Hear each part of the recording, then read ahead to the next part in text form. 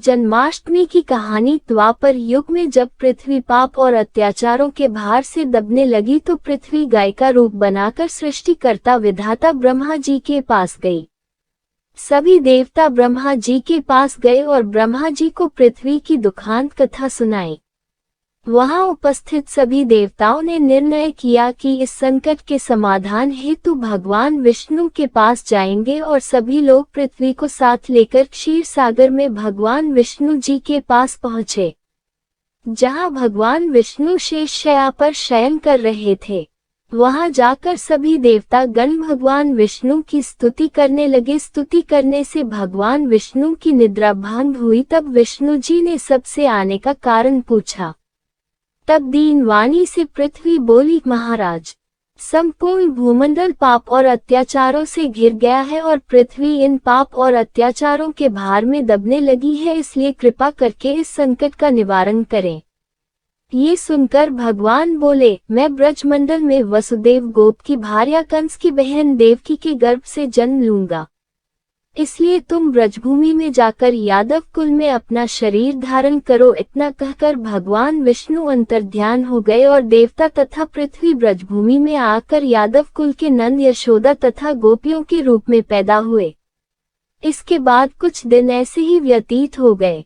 वसुदेव नवविवाहित देवकी तथा साले कंस के साथ गोकुल में जा रहे थे। तभी अचानक भविष्यवाणी हुई कि हे कंस, जिसको तू अपनी बहन समझकर अपने साथ लेकर जा रहा है, उसी के गर्भ से 8वां पुत्र होगा जो तेरी मृत्यु का कारण बनेगा। इतना सुनते ही कंस तलवार उठाकर देवकी को मारने के लिए दौड़ा। तब वसुदेव ने कहा, कंस, ये औरत बेकसूर है और बेकसूर स्त्री को मारना उचित नहीं है, इसलिए जब भी देवकी के गर्भ से पुत्र का जन्म होगा तो पैदा होते ही मैं आपको अपनी सब संतान दे दूंगा, तो आपको कौन मारेगा।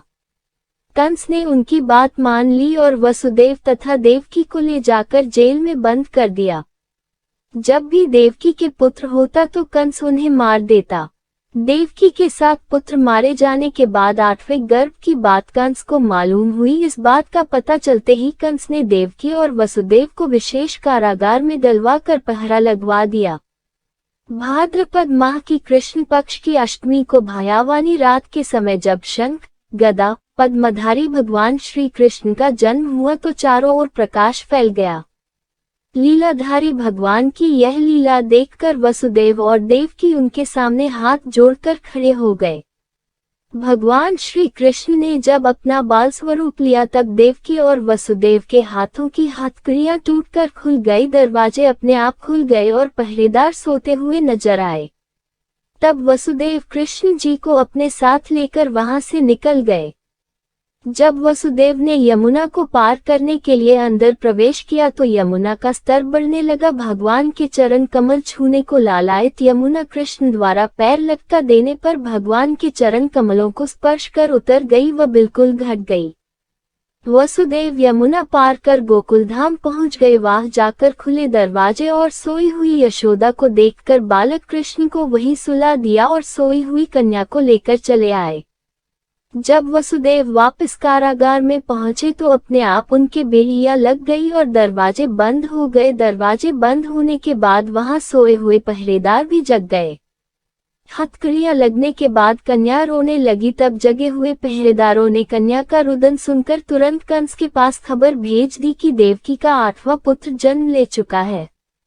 ये सुनकर कंस तुरंत दौड़ता हुआ आया।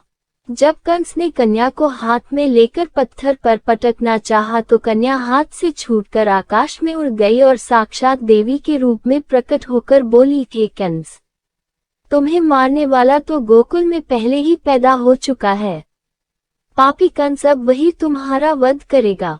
यही भगवान बड़े होकर अकासुर और तारकासुर तथा कंस जैसे क्रूर राक्षसों का वध कर पृथ्वी तथा भक्तजनों की रक्षा की। ये थी जन्माष्टमी की कहानी और हम आशा करते हैं कि आपको कृष्ण जन्माष्टमी की कहानी पसंद आई होगी। धन्यवाद। तो दोस्तों, कैसी लगी आपको ये कहानी? अगर आपको ये कहानी अच्छी लगी हो तो एक लाइक जरूर करना। ऐसे ही मजेदार और जादुई कहानियाँ देखने के लिए हमारे चैनल को सब्सक्राइब करें और बेल आइकन पर भी क्लिक कर दें ताकि हमारी सारी वीडियोस आप तक सबसे पहले पहुंचे। तो मिलते हैं अगली कहानी में, जो होगी बहुत ही मजेदार। तब तक के लिए आप अपना और अपने परिवार का ध्यान रखें।